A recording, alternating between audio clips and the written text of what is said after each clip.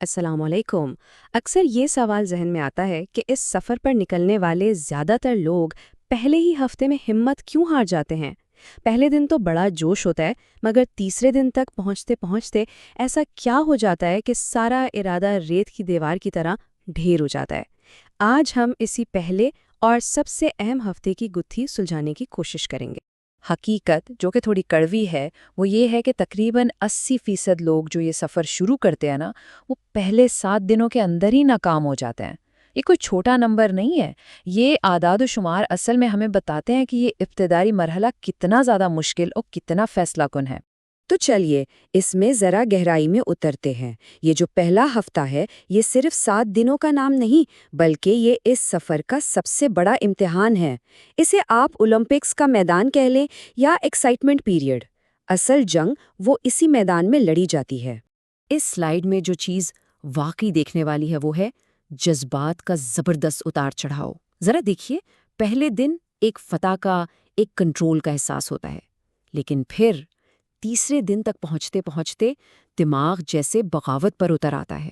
بے بسی کا احساس اور ایسی زبردست خواہشات کا طوفان اٹھتا ہے جو انسان کو بالکل کمزور کر کے رکھ دیتا ہے۔ لیکن ایک بات یاد رکھنے کی ہے، یہ پہلا ہفتہ ایک اونچے پہاڑ پر چڑھنے جیسا ہے، اور ایک بار جب کوئی اس کی چوٹی سر کر لیتا ہے نا، تو آگے کا راستہ بالکل صاف دکھائی دینے لگتا ہے۔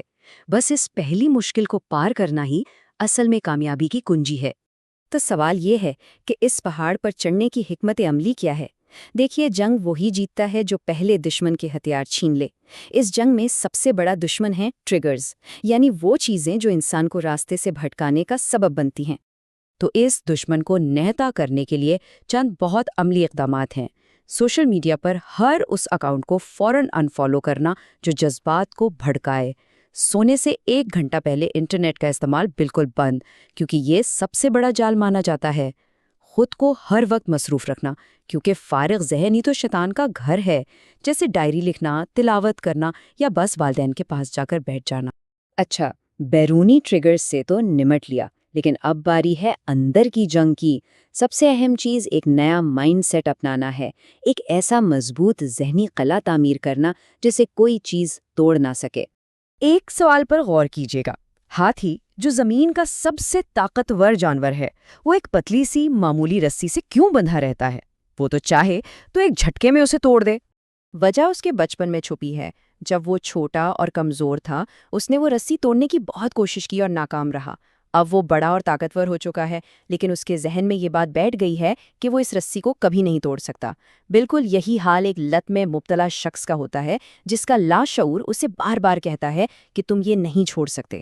لیکن اصل نکتہ یہ ہے، اب کوئی وہ کمزور بچہ نہیں رہا، طاقت آ چکی ہے۔ اس ذہنی رسی کو توڑنے کا وقت آ گیا ہے۔ اپنی آج کی طاقت کو پہچان کر اس جھوٹے یقین کو ایک ہی جھٹکے میں توڑ پھینکنا چاہیے۔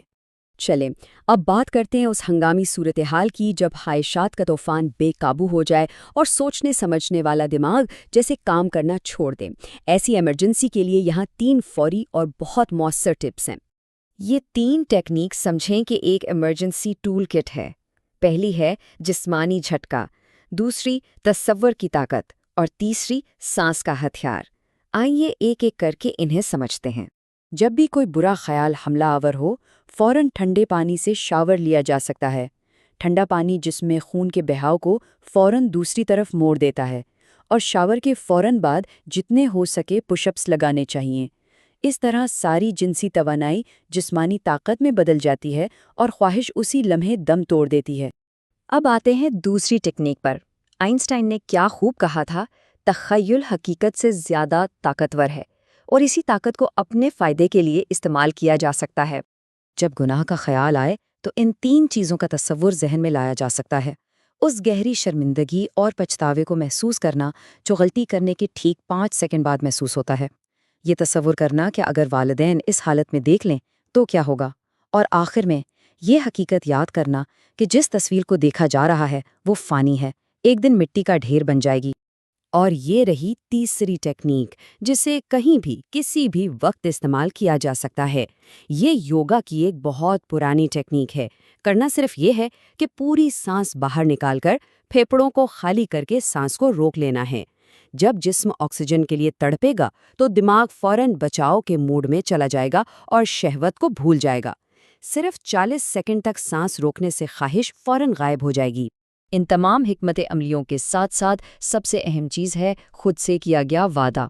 تو آئیے فتح کا عہد کریں اور اپنے ذہن کو فولاد کی طرح مضبوط بنائیں۔ خود سے بار بار کہا جائے، میں مضبوط ہوں۔ اس جملے کو اپنی پہچان، اپنی شناخت کا حصہ بنا لینا چاہیے۔ خود کو یہ یاد دلایا جائے، میں اپنی توانائی ضائع نہیں کرتا۔ یہ سمجھنا بہت ضروری ہے کہ یہ توانائی بے حد قیمتی ہے اور اسے بڑے مقاصد کے لیے بچا کر رکھنا ہے۔ اور آخر میں یہ عہد میرے عزائم پہاڑوں سے بھی بلند ہے۔ اس چھوٹی سی خواہش کو اپنے بڑے مقاصد کے سامنے بالکل ہیچ سمجھنا چاہیے۔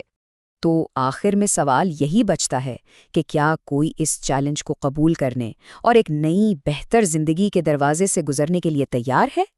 یہ پہلا ہفتہ صرف ایک رکاوٹ نہیں بلکہ ایک بہت بڑا موقع ہے۔